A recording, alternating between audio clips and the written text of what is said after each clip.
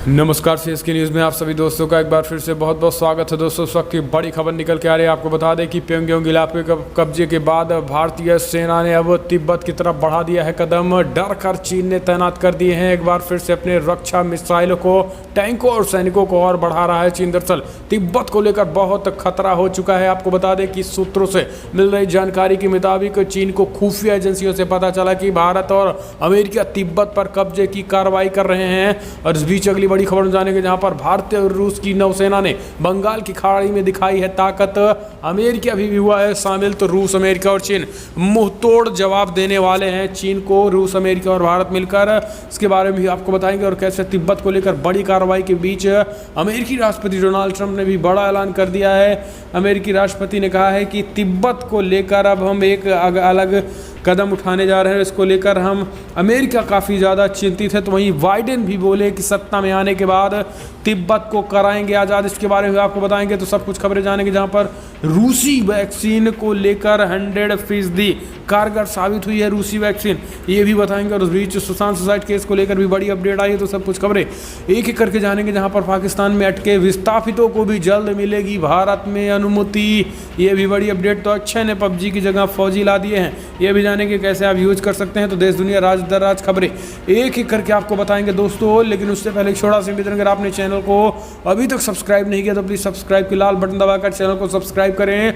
और अगर आप भी मानते हैं कि प्रधानमंत्री मोदी को प्योंगयांग के बाद अब अक्साई चीन और फिर तिब्बत को आज़ाद करने का समय आ गया है, तो लाइक करके इस वीडियो को कमेंट के माध्यम से जय हिंद लिखना मत भूलिएगा दोस्तों। दरअसल पहली बड़ी खबर निकल के आ रही है। आपको बता दें, देश भर में संक्रमितों का आंकड़ा 40 लाख के आंकड़े पार कर गए हैं। आपको बता दें कि 40,16,000 कन्फर्म केसेस हो चुके हैं। तो मृतकों की संख्या 70,000 को पार कर गई। इस बीच आपको बता दें कि पिछले 24 घंटे में 83,000 से कन्फर्म केसेस आए हैं। तो वहीं टोटल 31 लाख के करीब लोग स्वस्थ भी हो चुके हैं। इस बीच 8,43,000 के करीब लोग अभी भी एक्टिव केसेस हैं। तो दोस्तों, ये देश भर के कोविड-19 के आंकड़े हैं। हम चलते हैं अगली अपडेट लेते हैं। आपको बता दें कि भारत रूस की नौसेना ने बंगाल की खाड़ी में दिखाई चीन को ताकत, किया युद्धाभ्यास। जी हाँ, दरअसल आपसी विश्वास और सहयोग को बढ़ावा देने के लिए शुक्रवार को बंगाल की खाड़ी में भारतीय और रूसी नौसेना के बीच द्विपक्षीय समुद्री अभ्यास हुआ है।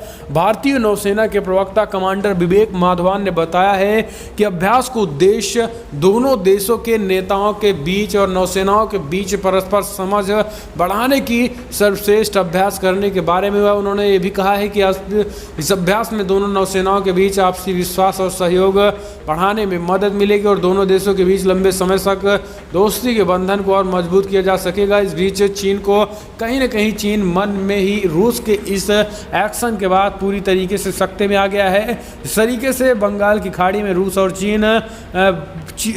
और भारत एक साथ हुए हैं, उससे चीन पूरी तरीके से तिलमिलाया हुआ है। हम चलते हैं अगली अपडेट लेते हैं। आपको बता दें कि प्योंगयांग इलाके के कब्जे के बाद चीन को सता रहा है तिब्बत का डर।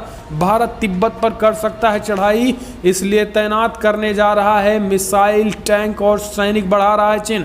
जी हाँ, दरअसल आपको बता दें कि एक बार फिर से प्योंगयांग झील के बाद चीन पूरी तरीके से बौखलाया है, तिलमिलाया है। ना केवल बौखलाया तिलमिलाया, बल्कि बेहद थर थर कांप भी रहा है। यही कारण है कि सूत्रों से एक खुफिया जानकारी चीन के हाथ लगी है, जिसमें अमेरिका और भारत तिब्बत पर कभी भी चढ़ाई कर सकते हैं। और यही कारण है कि अब चीन इस जोखिम भरे कदम को देखते हुए टैंकों और सैनिकों को और बढ़ाने का ऐलान कर दिया है। हालांकि भारत इसको एक अपने अलर्ट के रूप में देख रहा है। लेकिन इस बीच चीन के जिस तरीके से ये कदम उठाया है, ऐसे में चीन की झुंझलाहट और चीन का डर स्पष्ट तरीके से साफ दिख रहा है। और इस बीच आपको बता दें कि बड़ी खबर निकल के आ रही है कि तिब्बत में अब चीन 146 अरब डॉलर का निवेश करने का भी प्लान बनाया है, ताकि तिब्बत को भारत के हाथों जाने से बचा सके। लेकिन आपको बता दें कि तिब्बत ही नहीं, आने वाले समय में अक्साई चीन और तिब्बत दोनों ही भारत के कब्जे में होने वाले हैं। आपको बता दें कि प्योंगयांग इलाके पर तिरंगा भारतीय झंडा फहराए जाने के बाद अब आने वाले समय में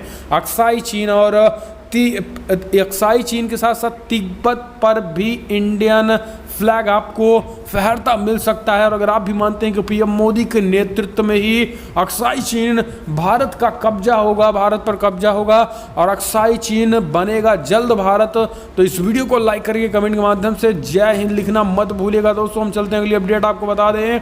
तिब्बत को लेकर अमेरिकी के राष्ट्रपति रेस में चल रहे जो बाइडेन ने किया बड़ा ऐलान, बोले सत्ता में आए तो तिब्बत में मानवाधिकार उल्लंघन करने वाले चीनी अफसरों पर लगाएंगे पूर्णतः प्रतिबंध, तिब्बत को भी आज़ाद कराने में करेंगे मदद। जी हाँ, दरअसल आपको बता दें कि अमेरिका में डेमोक्रेटिक पार्टी के ओर से राष्ट्रपति पद के उम्मीदवार जो बाइडेन ने तिब्बत पर नियंत्रण बढ़ाने की चीन की योजना की निंदा की है। इसके साथ ही कहा है कि अगर वो सत्ता में आते हैं तो उनका प्रशासन तिब्बत में मानवाधिकारों के उल्लंघन के लिए जिम्मेदार चीन नागरिकों अधिकारियों पर प्रतिबंध लगाएगा।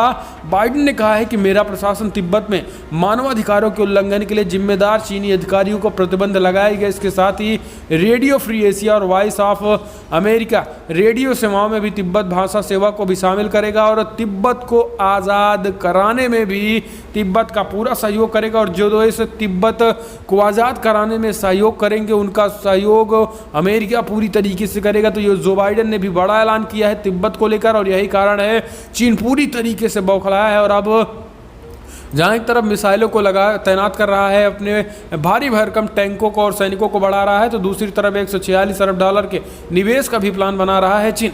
हालांकि आने वाले समय में सब कुछ धरी की धरी रह जाएगी। अगर आप भी इस बात से सहमत हो तो लाइक करके इस वीडियो को ज़्यादा से ज़्यादा फैला दो। दोस्तों हम चलते हैं अगली बड़ी अपडेट लेते हैं। आपको बता दें कि रूस का बड़ा ऐलान, बोले दुनिया में 60% वैक्सीन अकेले भारत ही बना रहा है, हम भी लेंगे मदद। दरअसल रूस ने वैक्सीन प्रोडक्शन के लिए भारत की तारीफ की है। रशियन डायरेक्टर इन्वेस्टमेंट फंड के सीईओ किरिल दत्तवीय ने कहा है कि दुनिया कि वैक्सीन का 60% उत्पादन भारत अकेले करता है। हम अपनी वैक्सीन स्पुतनिक 5 के लिए भी भारत से संबंधित मंत्रालय से संपर्क साध रहे हैं। उन्होंने कहा है कि हम वैक्सीन प्रोडक्शन में सपोर्ट के लिए भारत की क्षमताओं को समझते हैं।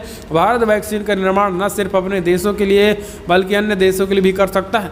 हम भारत की कुछ कंपनियों के साथ निश्चित समझौते तक पहुंच गए हैं और जल्द ही इंडिया में हम बड़े पैमाने पर रूस की वैक्सीन का प्रोडक्शन भी करने वाले हैं। दरअसल आपको बता दें कि रूस की वैक्सीन स्पुतनिक बी ट्रायल में 100% सफल कारगर हुई है और ये बताया जा रहा है कि इससे इम्यून सिस्टम किसी भी तरीके से प्रभावित नहीं होता है और इसके होने के बाद रसिया और इंडिया के बीच एक बहुत बड़ी पार्टनरशिप डील बन सकती है। और ऐसे में भारत में बड़े पैमाने पर रशियन स्पुतनिक बी कोविड-19 का प्रोडक्शन हो सकता है। ऐसे में भारत के लिए अच्छी खबर होगी। हम चलते हैं अगली अपडेट लेते हैं। दोस्तों आपको बता दें कि सुशांत सुसाइड केस के मामले अब तक का बड़ी कार्रवाई, सुशांत के मैनेजर मिरांडा और रिया के भाई शोभिक चक्रवर्ती ड्रग्स मामले में हुए गिरफ्तार। जी हाँ, दरअसल आपको बता दें कि सुशांत सुसाइड केस के मामले में ड्रग्स एंगल सामने आने के बाद एनसीबी की टीम ने अब सुशांत के मैनेजर मिरांडा सैमुअल मिरांडा के घर छापा मारा था सुबह सुबह और इसके बाद अब शाम होते होते उनको गिरफ्तार किया। इस बीच रिया चक्रवर्ती के भाई शोभिक चक्रवर्ती को भी गिरफ्तार कर लिया है। ये शाम होते होते बड़ी कार्रवाई हुई। आपको बता दें कि बड़ी अपडेट निकल के आ रही है जहां पर मोदी सरकार की तरफ से बड़ा कदम उठाया गया है। सीबीआई ईडी की शिकंजे में लगातार कसा जा रहा है। हम चलते हैं अगली अपडेट लेते हैं। अक्षय कुमार ने पबजी बैन होते ही किया बड़ा ऐलान, लाने वाले हैं देश में फौजी गेम। जी हाँ, दरअसल आपको बता दें कि भारत सरकार ने चाइनीज ऐप्स को बैन कर पड़ोसी देशों पर एक और डिजिटल स्ट्राइक की है। भारत सरकार ने 118 चाइनीज ऐप्स बैन कर दिए हैं। इन ऐप्स में देश में सबसे पॉपुलर गेमिंग ऐप पबजी भी बैन कर दिया गया है। लेकिन पबजी के बैन होने के बाद दूसरे दिन बॉलीवुड के खिलाड़ी यानी अक्षय कुमार ने गेमर्स के लिए खुशखबरी दे दी है। जी हाँ, यानी अगर आप भी पबजी को मिस कर रहे हैं तो जल्द ही अक्षय कुमार आपके लिए इस विकल्पों को फौजी यानी फियरलेस एंड यूनाइटेड गार्ड ला रहे हैं। यह बड़ी अपडेट निकल के आ रही है। दोस्तों आपको बता दें कि फौजी का कम से कम 20% अर्निंग जो होगी वो इंडियन आर्मी यानी भारतीय सेना पर खर्च किए जाएंगे और ये बड़ा ऐलान किया है अक्षय कुमार ने। तो ये अपने आप में जो कि उनके ट्रस्ट भारत के वीर ट्रस्ट नाम से चलता है उसमें 20% हिस्सा डोनेट करेंगे। हम चलते हैं अगली अपडेट लेते हैं दोस्तों, लेकिन एक लाइक अक्षय कुमार के लिए बनता है क्योंकि रियल हीरो तो यही हैं, बाकी तो सब फर्जी हैं। हम चलते हैं अगली अपडेट लेते हैं। नीट यूजी की परीक्षा 13 सितंबर को ही होगी। 6 राज्यों की रिव्यू पिटीशन को सुप्रीम कोर्ट ने खारिज किया। जी हाँ, दरअसल जेईई और नेट रद्द करने की दायर की गई याचिका को राज्य की पुनर्विचार याचिका सुप्रीम कोर्ट में शुक्रवार को खारिज कर दिया। अब नीट यूजी और परीक्षा 13 सितंबर से ही होंगी। जेईई और मेंस 1 सितंबर से शुरू होगी। सुप्रीम कोर्ट हो चुकी है। सुप्रीम कोर्ट ने 17 अगस्त के फैसले में परीक्षा की तारीख कराने का ऐलान कर दिया था। तो दोस्तों ये बड़ी अपडेट निकल के आ रही। फिलहाल हम चलते हैं अगली अपडेट लेते हैं। राज्यसभा के लिए निर्विरोध चुने गए बीजेपी नेता सैयद जफर इस्लाम भाजपा के 7वें मुस्लिम सांसद होंगे। जी हाँ, दरअसल आपको बता दें कि यूपी में समाजवादी पार्टी के नेता अमर सिंह के रिक्त हुई राज्यसभा की सीट पर बीजेपी नेता सैयद जफर इस्लाम के निर्विरोध चुन लिया गया है। जफर बीजेपी के 7वें मुस्लिम सांसद होंगे। बीजेपी उत्तर प्रदेश के महामंत्री गोविंद नारायण शुक्ल ने इस दौड़ में अपना नाम वापस ले लिया। इसके बाद जफर को निर्विरोध चुना गया है। जफर का कार्यकाल नवंबर 2022 तक होगा। प्रदेश के वित्त संसदीय कार्य एवं चिकित्सा मंत्री सुरेंद्र कुमार खन्ना की उपस्थिति में विधानसभा स्थिति पुरुषोत्तम दास टंडन ने विशेष सचिव विधानसभा को बुलाया। और इस बीच आपको बता दें कि इस्लाम के अधिकृत को बीच पत्र सौंपा गया। लेकिन इस बीच आपको बता दें कि 7वें मुस्लिम सांसद बन चुके हैं बीजेपी के। हम चलते हैं अगली अपडेट लेते हैं। आपको बता दें कि कंगना ने, जी हाँ, कंगना ने संजय रावत को दी खुली चेतावनी।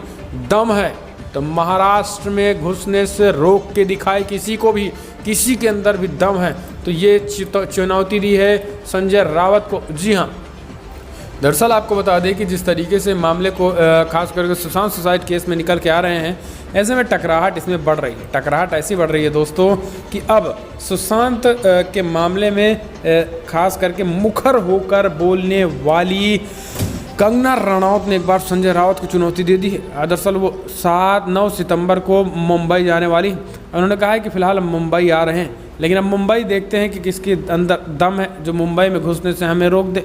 आपको बता दें कि उन्होंने संजय रावत को लेकर बताया है। उन्होंने कहा कि किसी के बाप की मुंबई नहीं है जो हमें मुंबई आने से रोक सके। संजय रावत ने कहा था कि ऐसे लोगों को मुंबई नहीं आना चाहिए था। हालांकि इस बीच आपको बता दें कि कंगना रनौत को राष्ट्रीय महिला आयोग का भी समर्थन मिल गया है, जिसमें उन्होंने शिवसेना को लेकर तुरंत शिवसेना के नेताओं पर कार्रवाई करने की मांग की है। और इस बीच आपको बता दें कि शिवसेना विधायक की ओर से कंगना को कहा था कि मुंह तोड़ने की धमकी दी गई थी। कहा गया था कि अगर मुंबई में कोई आता है, मुंबई में अगर कंगना रनौत घुसती हैं तो उनका मुंह तोड़ दिया जाएगा। और इसी के बाद कंगना रनौत भी काफ़ी गुस्से में आई और उन्होंने कहा कि अब तो हम 9 सितंबर को आकर ही दिखाएंगे, किसी के बाप में दम है तो वो हमें रोक के दिखाए। और महिला आयोग ने भी उस विधायक की गिरफ्तारी की भी मांग कर डाली है जिसने मुंह तोड़ने की धमकी दी थी। हम चलते हैं अगली अपडेट लेते हैं। बिग ब्रेकिंग न्यूज़ निकल के आ रही है। पाकिस्तान में अटके विस्थापितों को जल्द मिलेगी भारत आने की अनुमति। जी हाँ, दरअसल आपको बता दें कि पाकिस्तान में परिवार से मिलने गई जनता माली समेत 410 पाक विस्थापित जल्द ही भारत लौटेंगे। केंद्र सरकार ने राजस्थान हाईकोर्ट से एक जनहित याचिका पर सुनवाई के दौरान जवाब दिया है। भारत सरकार अपने परिजनों से मिलने पाकिस्तान जाने के बाद कोरोना के कारण वहीं अटके लोगों को वापस आने की विशेष अनुमति देगी। राजस्थान हाईकोर्ट में शुक्रवार के पाक विस्थापितों से जुड़े एक जनहित याचिका पर सुनवाई के दौरान केंद्र सरकार ने अपना पक्ष रखा। केंद्र सरकार की ओर से बताया गया कि नागरिकता संशोधन विधेयक के तहत नियम तैयार करने की प्रक्रिया चल रही है। हम चलते हैं अगली अपडेट लेते हैं। दोस्तों आपको बता दें कि राष्ट्रपति माम अहमद 47 शिक्षकों को वर्चुअल माध्यम से प्रदान करेंगे राष्ट्रीय शिक्षक पुरस्कार। दरअसल राष्ट्रपति रामनाथ कोविंद शनिवार को शिक्षक दिवस के मौके पर पहली बार 47 शिक्षकों को वर्चुअल माध्यम से राष्ट्रीय शिक्षक पुरस्कार प्रदान करेंगे। इस मौके पर केंद्रीय मानव संसाधन विकास मंत्री डॉक्टर रमेश पोखरियाल निशंक और मौजूद रहेंगे। कोरोना के मद्देनजर देश भर के तमाम शिक्षकों ने समारोह को डिजिटल माध्यम से अपेक्षित करने का आग्रह किया था। शिक्षा मंत्रालय के प्रवक्ता ने शुक्रवार को बताया है कि मंत्रालय द्वारा गठित स्वतंत्र निर्णायक मंडल ने 153 शॉर्ट लिस्ट किए गए शिक्षकों के आवेदकों पर डिजिटल माध्यम से संपर्क कर विचार किया और विशेष श्रेणी के तहत 2 शिक्षकों समेत देश के 36 राज्यों और केंद्र शासित प्रदेशों से कुल 47 शिक्षकों का चयन राष्ट्रीय शिक्षक पुरस्कार के लिए किया गया है। हम चलते हैं अगली अपडेट लेते हैं दोस्तों। बंगाल में नए कांग्रेस अध्यक्ष के लिए रस्साकसी जारी है। अधीर रंजन चौधरी हुए कांग्रेस पार्टी से नाराज। जी हाँ, दरअसल देश की सियासत में बंगाल टाइगर के नाम से मशहूर अधीर रंजन चौधरी यूँ तो कभी किसी के काम के लिए नहीं कहते हैं। उनकी कर्मठता की दादा प्रधानमंत्री मोदी भी दे चुके हैं, उनके दाद दे चुके हैं प्रधानमंत्री मोदी। 2019 के लोकसभा चुनाव में पश्चिम बंगाल में कांग्रेस पार्टी अकेले सांसद हैं अधीर रंजन चौधरी। इस मजबूती पृष्ठभूमि के बावजूद अधीर रंजन चौधरी एक बात के बाद 3 बार ना कर चुके हैं। पश्चिम बंगाल के नेता उनको प्रदेश अध्यक्ष बनाने की मांग कर रहे हैं, मगर उससे पहले ही पार्टी हाईकमान ने अपने कद्दावर नेता को संदेश भेजा है। दरअसल कांग्रेस के प्रदेश अध्यक्ष सोमेन मित्रा का 30 जुलाई को निधन हो गया था, तभी पश्चिम बंगाल में अध्यक्ष कुर्सी खाली है। और इस बीच आपको बता दें कि बहरोपुर से 2 बार बंगाल के विधानसभा में कहे जाने वाले विधायक अधीर दोबारा अध्यक्ष बनने की राजी नहीं है और इस वजह से ये टकरार चल रही है। हम चलते हैं अगली अपडेट लेते हैं। आपको बता दें कि चुनाव आयोग का बड़ा ऐलान 29 नवंबर से पहले बिहार में हो जाएंगे विधानसभा चुनाव। दरअसल बिहार विधानसभा चुनाव के साथ साथ देश की 1 लोकसभा 65 विधानसभा सीटों पर चुनाव होंगे। चुनाव आयोग ने इसकी घोषणा की है।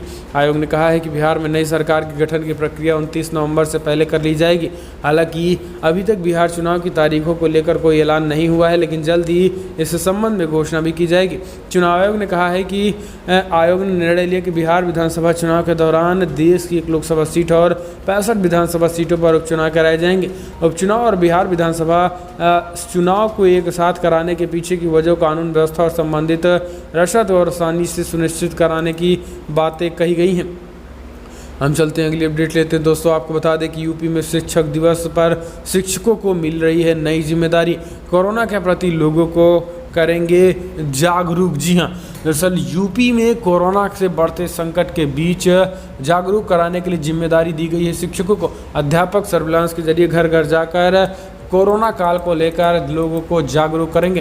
तो दोस्तों हम चलते हैं अगली अपडेट। दुनिया भर में कोविड-19 के जो आंकड़े निकल के आ रहे हैं, आपको बता दें कि 2,63,37,000 कन्फर्म केसेस हो चुके थे। मृतकों की संख्या 8,70,000 को पार कर गई। इस बीच यूनाइटेड स्टेट में 61,67,000 कन्फर्म केसेस थे। 1,86,000 करीब लोगों की मौत हो चुकी है।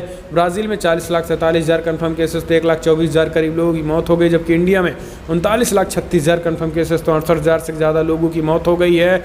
इस बीच रसिया में भी 10,15,000 कन्फर्म केसेस तो वहीं 17,000 से ज़्यादा लोगों की मौत हो गई। तो दुनिया भर में कोविड-19 के आंकड़े हैं। तो दोस्तों फिलहाल बड़ी खबरों में इतना ही, लेकिन अगर आपको वीडियो पसंद आया तो लाइक करें, शेयर करें, कमेंट के माध्यम से आप अपनी राय देना ना भूलें। इस वीडियो में इतना ही। जय हिंद, वंदे मातरम।